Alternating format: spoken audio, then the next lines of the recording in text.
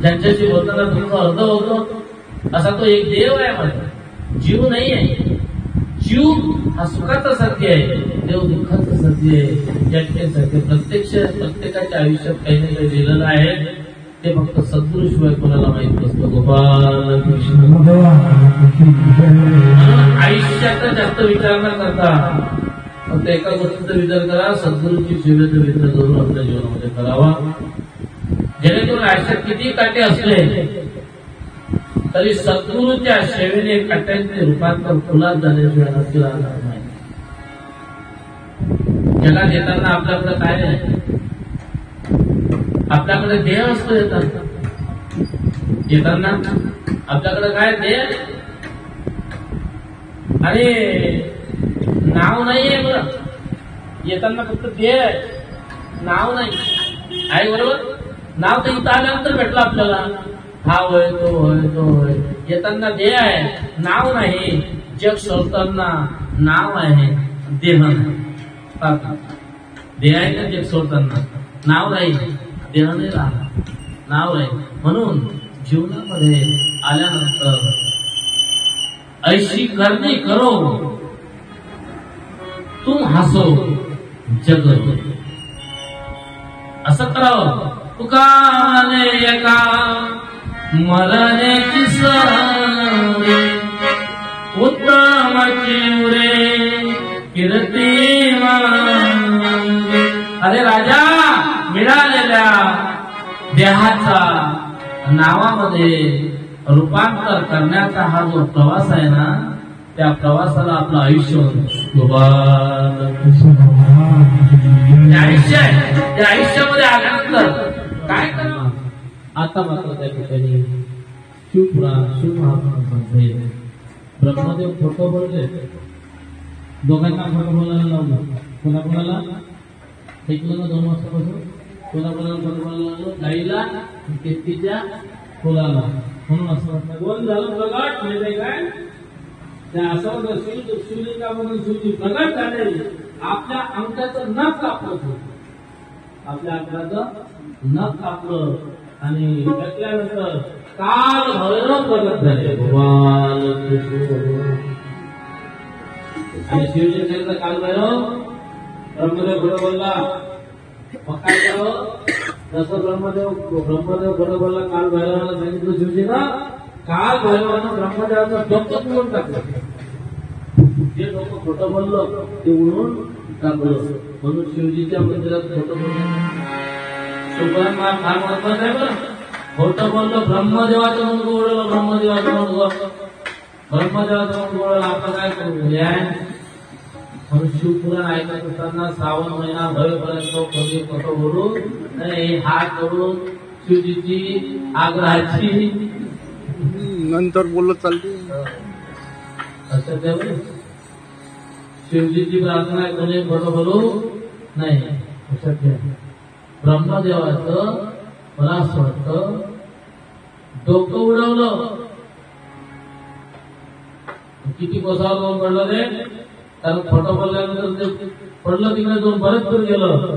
आणि ब्रह्मदेवाचं डोकं उडवल्याने जे रक्त वाहलं, त्या रक्तापासून एक नदी प्रकट झाली. तिथं नाव ही नदी अशी आहे, त्याच्यात हात धुता येत नाही, त्या नदी पाय धुता येत नाही, आंघोळ करता येत नाही. आणि या नदीत जर कोणी भुलून आंघोळ केली तर सर्व पुण्य समाप्त झाल्याशिवाय राहणार. कुठं आहे मग ही नदी? लखनौ आणि इलाहाबादच्या असं मतलब मध्य प्रदेशात नदी, लखनौ इलाहाबाद.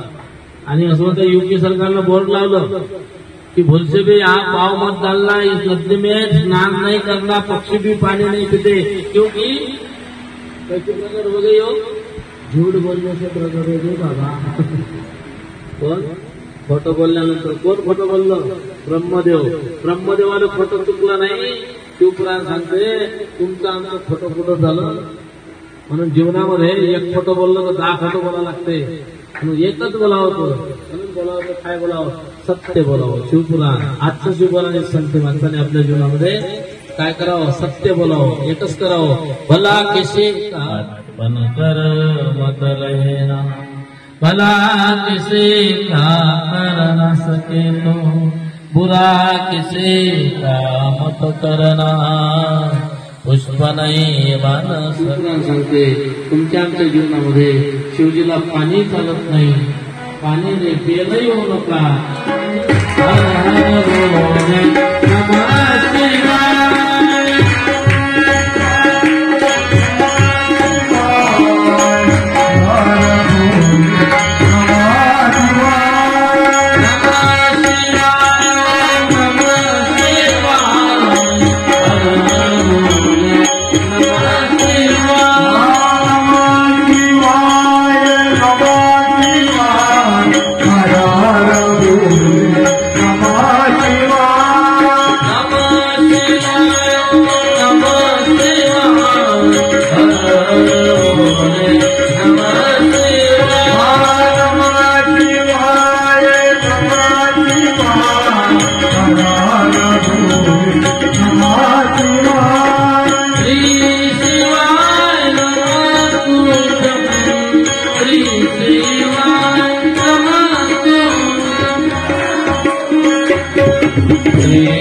शिवाय नमस्तुभ्यं श्री शिवाय नमस्तुभ्यं शिवाय नमस्तुभ्यं श्री शिवाय नमस्तुभ्यं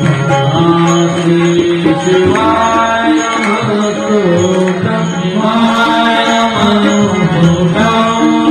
श्री शिवाय नमस्तुभ्यं